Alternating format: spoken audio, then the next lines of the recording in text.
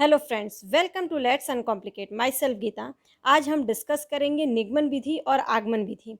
तो इस जो टॉपिक है ये बहुत ही इम्पॉर्टेंट है। आपका कोई भी टीचिंग एग्जाम हो, लाइक सी टेट हो या यूपी टेट हो, यहाँ तक कि DSSB KVS NVS में भी इससे क्वेश्चन जो है देखे गए हैं। तो ये टॉपिक जो है बहुत ही इम्पॉर्टेंट है। तो इस टॉपिक को हम इतने बेहतर तरीके से इसे समझते हैं कि इससे अगर कोई भी क्वेश्चन आए तो वो आपका गलत ना हो। तो अगर वीडियो जो है पसंद आए तो please hit like button and share करना उन लोगों को जो लोग भी किसी भी टीचिंग एग्ज़ाम की जो है अपनी तैयारी कर रहे हैं, स्पेशली जो सी टेट यूपी टेट की तैयारी कर रहे हैं, ताकि वो लोग जो है बिना कोचिंग के अपना जो है अपना सी टेट हो या यूपी टेट हो उसे निकाल सकें। तो अगर वीडियो पसंद आए तो प्लीज़ हिट लाइक बटन। आपका एक लाइक ही हमारे लिए मोटिवेशन होता है कि हम और अच्छे से वीडियो बनाएं और आप लोगों के कॉन्सेप्ट जो है हमेशा क्लियर करते रहें। तो अगर जो लोग नए हैं तो वो please subscribe channel and bell icon को प्रेस कर लीजिए ताकि आने वाली वीडियो की नोटिफिकेशन आपको टाइम से मिल सके। ये जो वीडियो है इसमें हम जो है डिस्कस करेंगे कि आगमन निगमन विधि होती क्या है, साथ में इसके कौन कौन से चरण हैं, मतलब किन किन तरीकों किन किन सोपानों से ये गुजरती है, इनके उदाहरण क्या हैं, साथ ही छात्रों के लिए जो है कौन सी विधि सबसे अच्छी होती है और इन दोनों ही विधियों के क्या गुण हैं और क्या दोष हैं, इन सब को हम डिस्कस करेंगे। तो वीडियो अंत तक देखिएगा। वीडियो थोड़ी सी जो है बड़ी हो सकती है, ये बहुत ही छोटा टॉपिक है, किंतु मैं नहीं चाहती कि इससे आपका एक भी क्वेश्चन आए तो वो आपका जो है इससे आने वाला क्वेश्चन जो है गलत हो। तो हम स्टार्ट करते हैं बिना टाइम वेस्ट के। निगमन विधि डिडक्टिव मेथड। तो निगमन विधि जैसे कि आपको ये शब्द से ही पता चल रहा है कि जिसमें सबसे पहले जो है नियम, आपको याद करने का ये तरीका है कि निगमन विधि अगर आए तो देखिए ये वर्ड को, इसमें सबसे पहला जो हमारा जो शब्द है, सॉरी जो वर्ण है नी को याद रखना। सबसे पहले इसमें नियम बताया जाता है, फिर उदाहरण प्रस्तुत किया जाता है। तो बच्चे के सामने जब नियम से उदाहरण की जो ओर जाती है विधि, वो कौन सी होती है? निगमन विधि। निगमन और आगमन विधि दोनों के ही प्रतिपादक अरस्तु हैं। ये एक जनरल क्वेश्चन है और कई बार पूछ देता है। आजकल जो है जीके बेस्ड भी हमारे जो सी टेट में पूछे गए हैं कई बार कि भारत के राष्ट्रपति कौन है, ताकि आप लोगों की देखा जाए कि जीएस कैसी है। तो इस तरीके से आपका कोई भी चीज़ आप छोड़े नहीं। तो निगमन और आगमन विधि के जो हैं कौन है प्रतिपादक या इसके जनक जो हैं? अरस्तु जी हैं। और नियम से उदाहरण की ओर कौन सी विधि जाती है? निगमन विधि। याद करने का तरीका, निगमन है तो मतलब नियम सबसे पहले आता है और उदाहरण फिर प्रस्तुत किया जाता है। इसके सोपान कौन कौन से हैं देख लेते हैं। निगमन विधि के जो है सोपान जो है 4 हैं। तो सबसे पहले इसके अंदर जो है परिभाषा आता है, परिभाषा, उसके बाद उदाहरण, निष्कर्ष और परीक्षण। इसको एक एक करके समझते हैं और उदाहरण के साथ समझेंगे। परिभाषा, जिसके अंदर सबसे पहले जो है एक अध्यापक जो है बच्चों के सामने जो है फैक्ट्स प्रस्तुत करता है, अर्थात जो भी चीज़ पढ़ा रहा है उससे संबंधित नियम उसके सामने रखता है। अर्थात परिभाषा जो है, जो अध्यापक है परिभाषा को जो है बच्चों के सामने प्रस्तुत करता है सबसे पहले। फिर उस परिभाषा को सिद्ध करने के लिए उसके सामने कुछ उदाहरण रखता है जिससे कि परिभाषा उसको क्लियर हो सके। फिर उसके बाद जो है निष्कर्ष उसके सामने रखता है। जो अध्यापक है उदाहरण के द्वारा जो है किसी भी निष्कर्ष पर पहुंचता है, उदाहरण के द्वारा बच्चों को एक निष्कर्ष तक ले जाता है। फिर उसके बाद छात्र जो है उदाहरण की सहायता से जो है उस निष्कर्ष का परीक्षण करते हैं कि वो सही निष्कर्ष पर पहुँचे हैं या नहीं। अब ये समझिए कैसे, जैसे कि मान लो हमें संज्ञा पढ़ाना है, तो संज्ञा की अगर हम सबसे पहले क्या है परिभाषा, किसी भी व्यक्ति वस्तु स्थान के नाम को संज्ञा कहते हैं। तो इसमें क्या बोला कि व्यक्ति, सबसे पहले इसमें इन्होंने बोला कि व्यक्ति, तो किसी भी व्यक्ति वस्तु स्थान, तो अब ये तीनों से ही संबंधित जो है एग्जाम्पल देखिए। व्यक्ति जैसे कि मान लो कि बोल दिया कि राम, और उसके बाद बोल दिया वस्तु में मान लो कि पेंसिल, स्थान का मतलब आगरा। तो ये तीनों ही सामने बच्चों के सामने प्रस्तुत किया जाएगा और फिर बताया जाएगा कि इस तरीके से उसका उदाहरण देंगे, बोलेंगे ये जो तीनों शब्द हैं ये क्या है, जो है आपकी संज्ञा है। उसके बाद जो है अध्यापक उदाहरण के द्वारा उस निष्कर्ष तक पहुंचाता है। फिर मतलब बच्चे के सामने कोई भी उदाहरण दे सकता है कि मोहन या किताब और ताजमहल।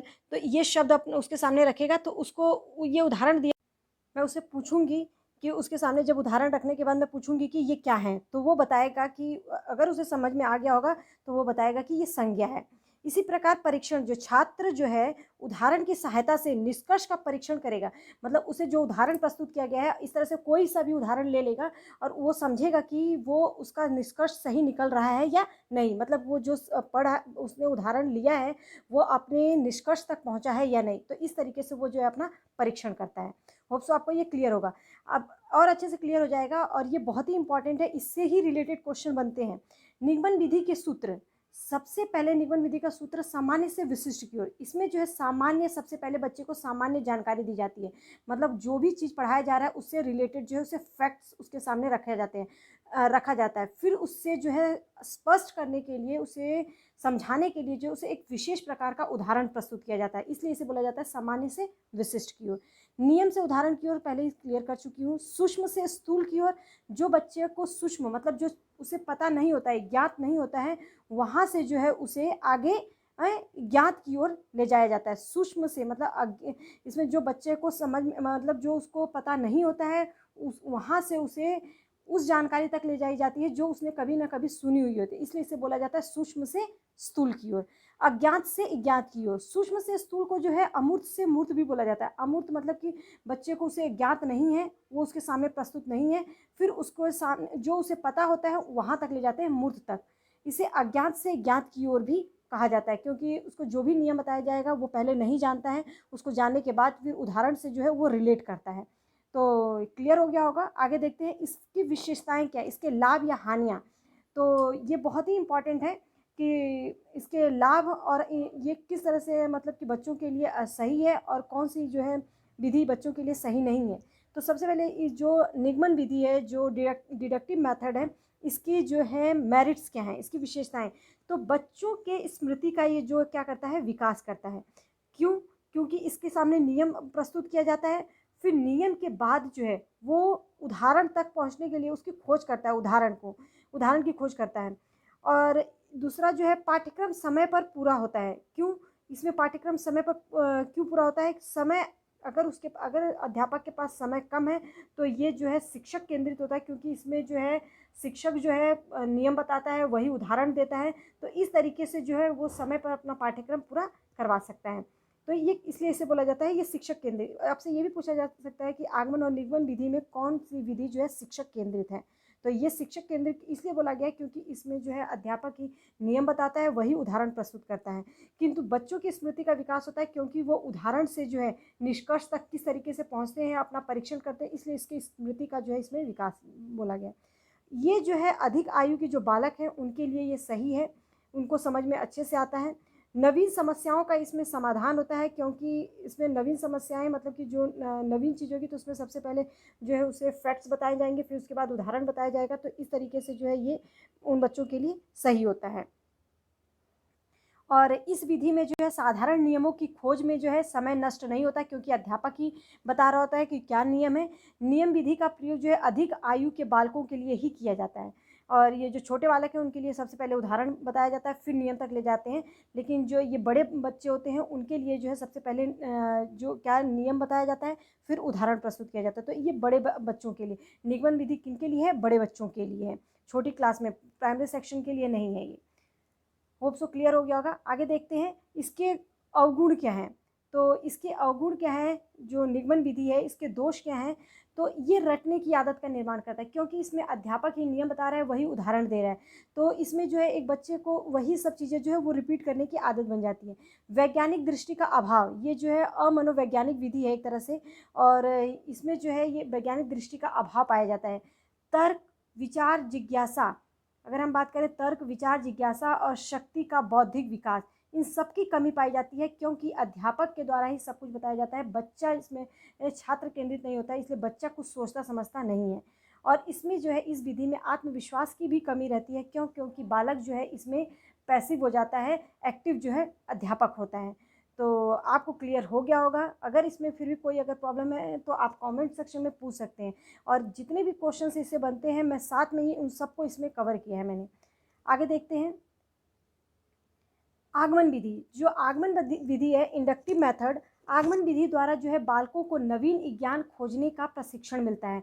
क्यों? क्योंकि इसके अंदर सबसे पहले उदाहरण दिया जाता है। अब किस तरीके से इसे आप समझेंगे वो मैं बताती हूँ। उन्हें जीवन में नए नए तथ्यों की खोज निकालने के लिए जो है सदैव प्रेरित किया जाता है। क्योंकि उसमें पहले उदाहरण बच्चे को दे दिया जाता है, फिर उसको बोला जाता है कि वो जो है अपने नियम तक पहुँचे।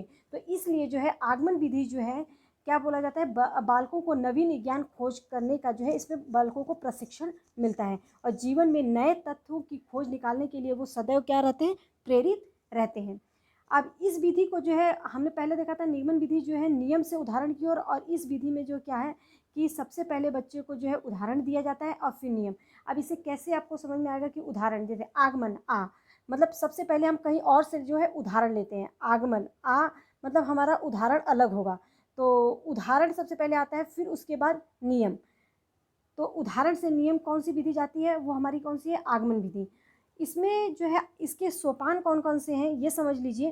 तो आगमन विधि के भी 4 सोपान हैं और इसमें सबसे पहले जो है उदाहरण का प्रस्तुतिकरण किया जाता है, फिर उस उदाहरण का जो है विश्लेषण किया जाता है, फिर सामान्यीकरण किया जाता है, परीक्षण किया जाता है। किस तरीके से, देखिए उदाहरण का प्रस्तुतिकरण, इसमें जो है बालकों के सामने जो है अनेक प्रकार के जो है उदाहरण प्रस्तुत किए जाते हैं। जैसे कि अगर मान लो मैं बोलती हूँ कि राम एक राम बहुत बड़ा लड़का है, या सीमा के पास हरी पेंसिल है, मेरे पास लंबी स्केल है, सोनिया बहुत सुंदर दिख रही है, सुंदर लड़की है, सोनिया बहुत सुंदर लड़की है। तो यहाँ पे सुंदर, बड़ी, और अगर मैं बोलूँ कि राम बाजार से 2 लीटर दूध लेकर आया, तो 2 लीटर, ये सब क्या शब्द हैं, बड़ी, सुंदर, लंबी, 2 लीटर दूध, ये क्या है। तो इसका जो है विश्लेषण करता है, मतलब ऐसे सोपान प्रस्तुत किए हुए उदाहरणों का जो है बालक जो है निरीक्षण बालक से कराया जाता है। शिक्षक जो है बालकों से विश्लेषणात्मक प्रश्न पूछता है, मतलब कि उसके सामने इस तरीके से उदाहरण प्रस्तुत करता है और बच्चों से पूछता है कि ये सब क्या है। तो अंत में उदाहरणों में जो है सामान्य तत्व की खोज, तो बच्चे को पता चलेगा कि ये सब किसी की न किसी की जो है क्या बताया जाए, तो उसके गुण बताए जा रहे हैं। तो गुण क्या है, ये जो है गुण जो होता है, किसी भी चीज़ की विशेषता बताई जाती है, गुण बताया जाता है, तो ये क्या होता है, विशेषण होता है। तो उसको परिणाम तक जो है पहुँचने के लिए प्रोत्साहित जो है कौन, अध्यापक करता है। तो इसमें जो बच्चों के ज्ञान का इसीलिए बोला जाता है निर्माण होता है, बच्चा जो है नवीन ज्ञान तक खुद पहुँचता है। फिर जो है इसमें बालक जो है सामान्य नियम निकालते हैं, क्योंकि उसके सामने उदाहरण प्रस्तुत किया गया, फिर उसके बाद बच्चे का विश्लेषण करवाया गया, फिर उसको जो है क्या कहते हैं, सामान्य नियम निकलवाते हैं कि उसके नियम बच्चों से ही निकलवाया जाता है। फिर इस सोपान में जो है क्या किया जाता है, बालकों द्वारा निकाले हुए जो सामान्य नियम है उसको विभिन्न उदाहरणों द्वारा जो है उसकी परीक्षा ली जाती है, क्योंकि नियम तक वो पहुंच गया। फिर उसी उदाहरणों के द्वारा जो उसकी परीक्षा ली जाती है कि उसके सभी उदाहरण जो है वो क्लियर हो गए। तो इस तरीके से जो है आगमन विधि जो है बच्चों के लिए बहुत ही अच्छी मानी जाती है, क्योंकि इसमें जो बच्चे में नवीन ज्ञान की खोज करता है।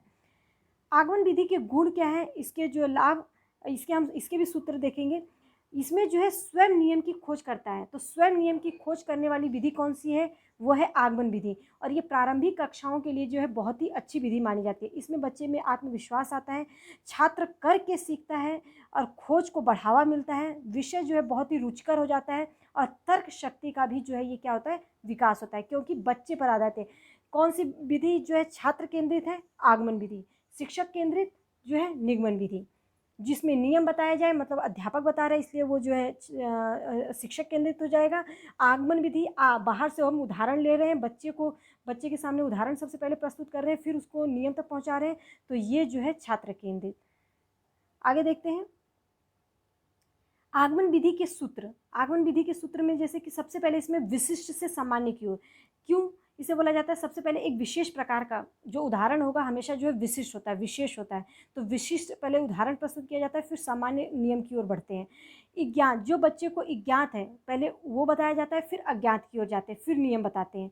मूर्त से अमूर्त, इसी को जो है हम स्थूल से सूक्ष्म भी बोला जाता है। तो ये सब जो है उसी का पूरा अपोजिट है, इसलिए आपको ये उम्मीद करती हूँ कि ये आपको क्लियर हो गया होगा।